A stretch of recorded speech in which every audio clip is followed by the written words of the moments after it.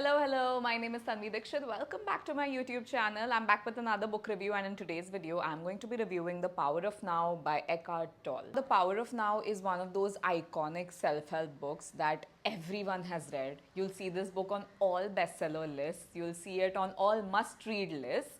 So basically, this is a very talked about book, and I'm pretty sure you have also heard about it before.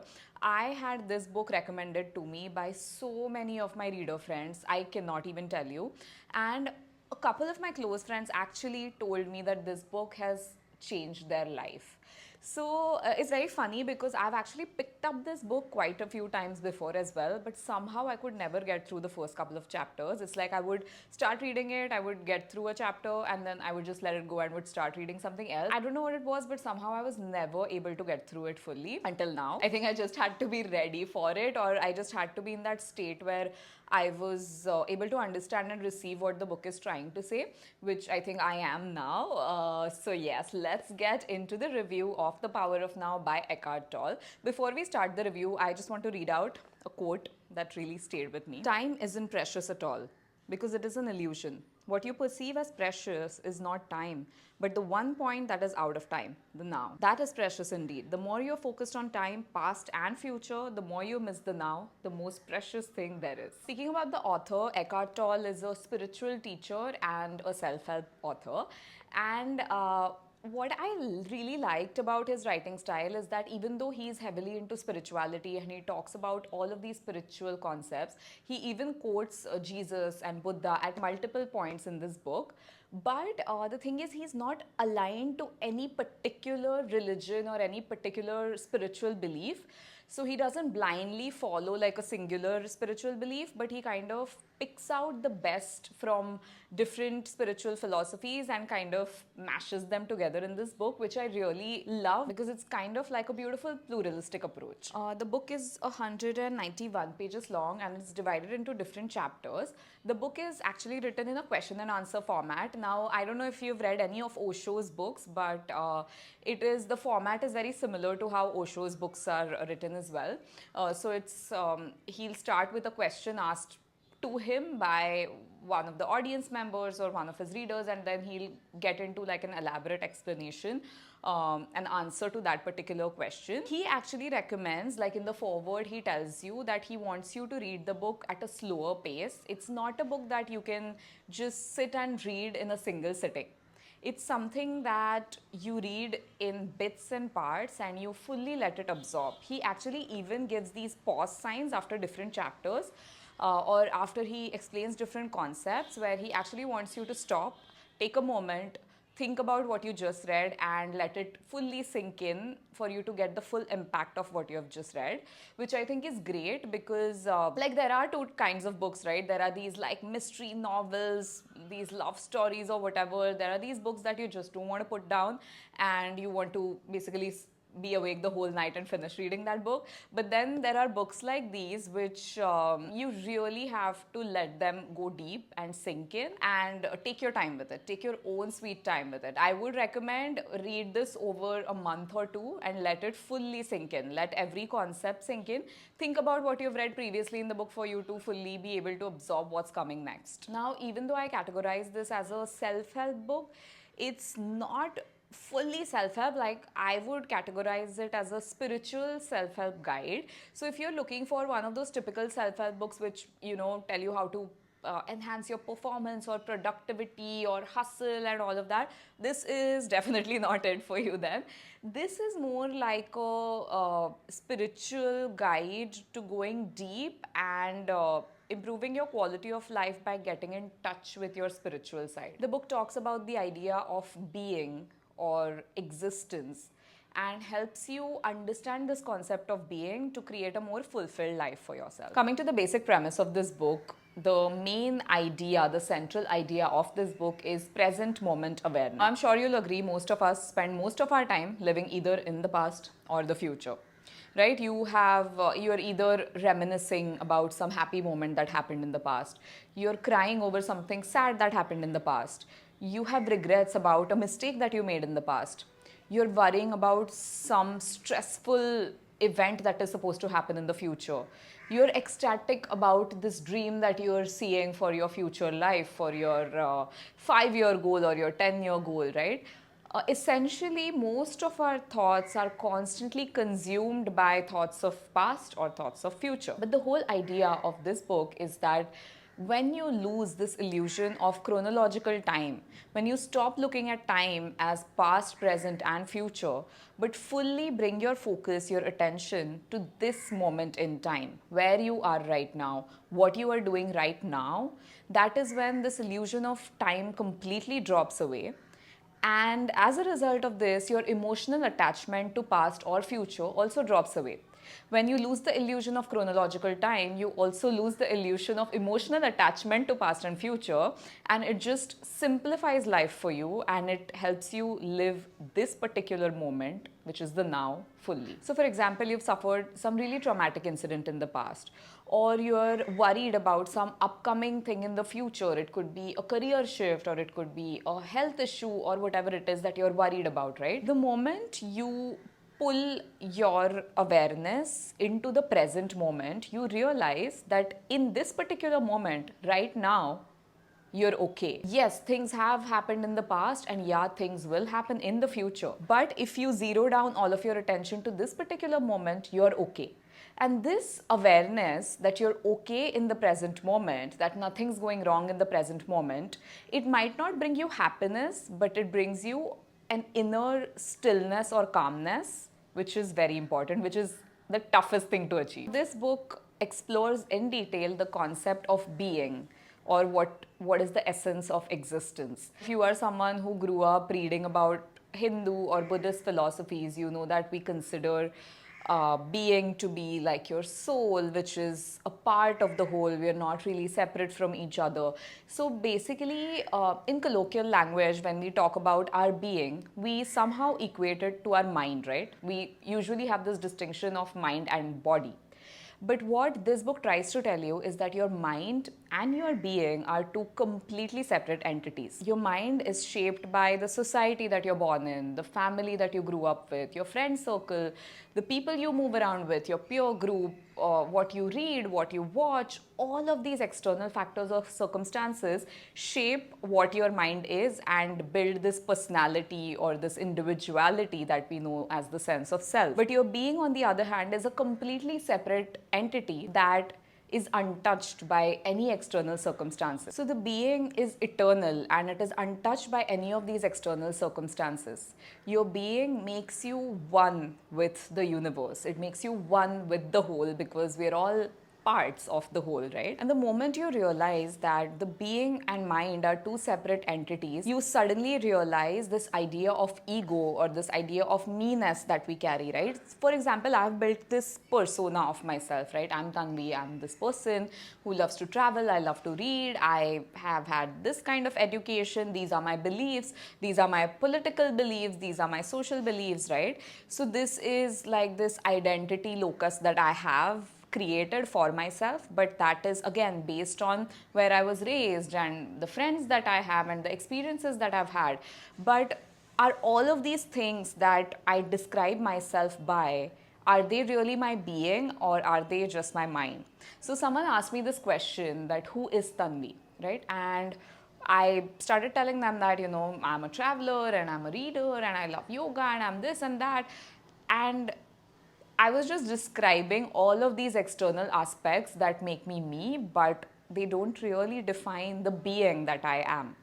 So the moment you realize this concept of ego, this concept of self, identity, me-ness, you understand that most of all of these external negative emotions that you suffer from come because of ego, right? It's your ego that kind of makes you feel like you are separate from the others.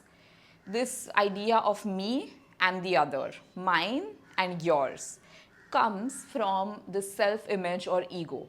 The moment you drop down your ego, the idea of mine and yours or me and the others, this separateness sort of goes away, and you start to understand that you are a part of the whole. Then you stop comparing with the others, you stop competing with the others.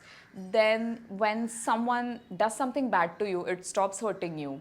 When you see someone else succeed and you fail, it stops hurting you, because you lose that distinction between mine and the other. You sort of just start believing that you're a part of the whole. Now I know that this idea is so difficult to comprehend and even more difficult to employ, because honestly I don't know if I can ever get to that state where I'm like, I am actually able to fully employ this in my life. Because I mean, just to spell it out, it sounds really wonderful and it would be a great way to live and think, but it's a very difficult idea to employ. But I feel like even if you understand this idea or are aware of this idea that a lot of these beliefs are related to the ego and they're not really your true essence or your being, that in itself, like that realization, in itself can be quite helpful. If you think about like most negative emotions, you think about rejection, you think about, failure, comparison, competition, anger, resentment. So all of these emotions are closely linked to the idea of ego. And the moment you drop your ego, all these emotions disappear. Ego death is the ultimate, solution to eternal bliss. The book also explores this idea of your pain body. It's this collection of past traumatic experiences or painful experiences that you have carried with you, and a lot of your beliefs, a lot of your emotions are kind of rooted in this pain body. And the more number of traumas you've had, the more you've gone through bad things in life, your pain body structure is stronger and you're, getting consumed by it. So the whole idea is that when you're able to dissociate from the external world or from the external circumstances, you're able to move deeper within yourself. You're able to move deeper within your internal world. The book actually kind of teaches you how to feel or how to distinguish between your physical body and your external world and your inner body or your inner world. So it actually teaches you a few meditative practices where you can use your physical body as a tool to kind of go inward, to kind of sense your being, sense your eternal being, or sense your inner self as we know it. And if you spend some time doing these meditations, trying to pull yourself out of external thoughts and being, fully in touch with your inner self, it actually helps you a lot in your relationships with people, because then you kind of let go of a lot of negative emotions that you carry with you, whether it's a relationship with your family, like your parents or your friends or your spouse or your work colleagues. A lot of these negative emotions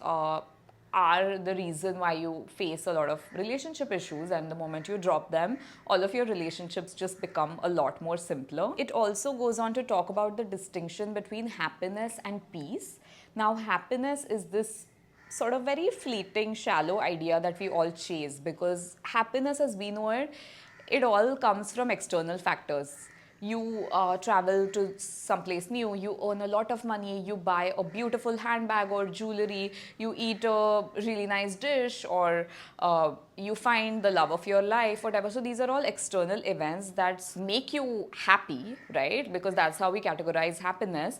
But again, that's very external. But if you talk about bliss or the inner peace, that's very internal. That is something that is untouched by any kind of external circumstances. So while the concept of happiness is based on a surge of happy hormones, which is driven by what happens around you, your inner peace is something that is untouched, and that is something that you need to tap into for true spiritual enlightenment. Coming to my personal opinions on this book, I took away so much from this book. As a person, I'm someone who struggles with anxiety, and I overthink so much, worry so much, especially about the future. I have my mind always making these projections of what might happen in the future, something that might go wrong and how I'll deal with it, catastrophizing what the future would look like, and just all of that.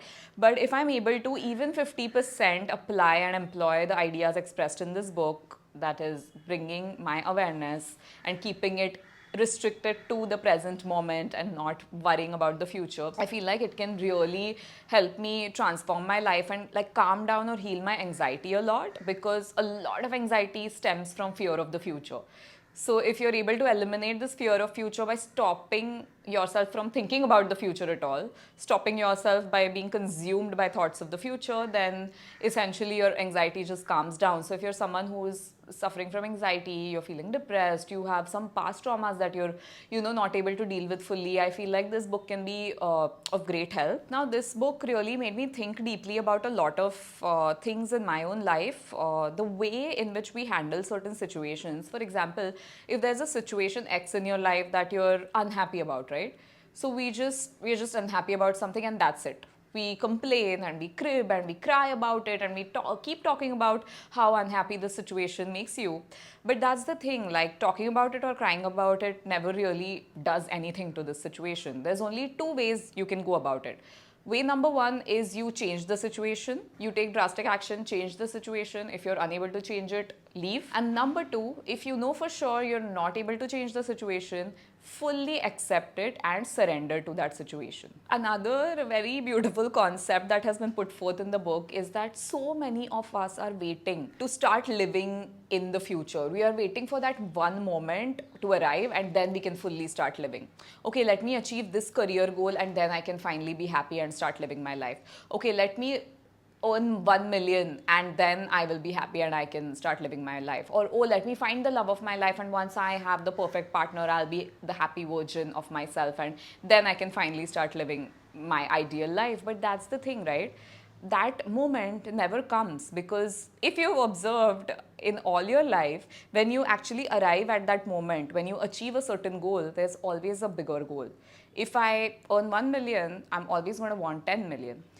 It's never going to be enough. Like peace, prosperity, abundance, money, health, love, they are never going to be enough unless you feel they're enough in the current moment. Because whenever in this projected future you actually reach that goal and you achieve what you've been meaning to achieve, you're not going to be that person who's like, okay, everything is fulfilled and now I'm happy for the rest of my life. You're always going to want more, because that's how we are as human beings. We're never fully satisfied. We're always looking for the next thing to conquer, the next peak to summit, the next milestone to reach, right?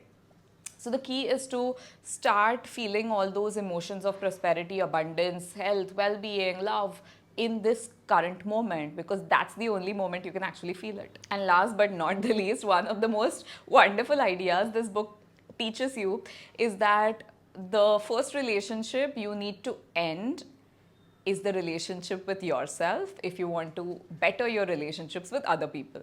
This means that if you end your relationship with your ego, all your relationships with other people become simple and straightforward. All in all, this book has been quite a transformative experience for me, and I'm hopeful that I'll be able to actually employ everything that I've learned in this book in my life. So if you're someone who's struggling with certain things in life, or if you have friends or family who are struggling with certain past traumas or anxiety or depression, whatever it is, I also feel like this book is a great gift to give to your people as well, because it will definitely help you, if not fully be happy, at least be more aware of your own self and take better informed decisions in life.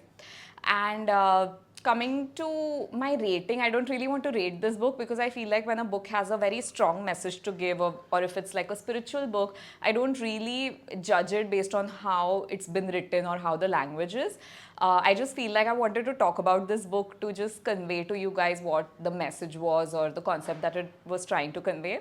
So I really hope you enjoyed this book review. I would still call it review. And let me know in the comments below if you've read this book, if you've had a transformative experience after reading this book, or if you hated this book, whatever. I'm open for conversation, so drop a comment below, and I will be back in the next video with another book review. Until then, happy reading.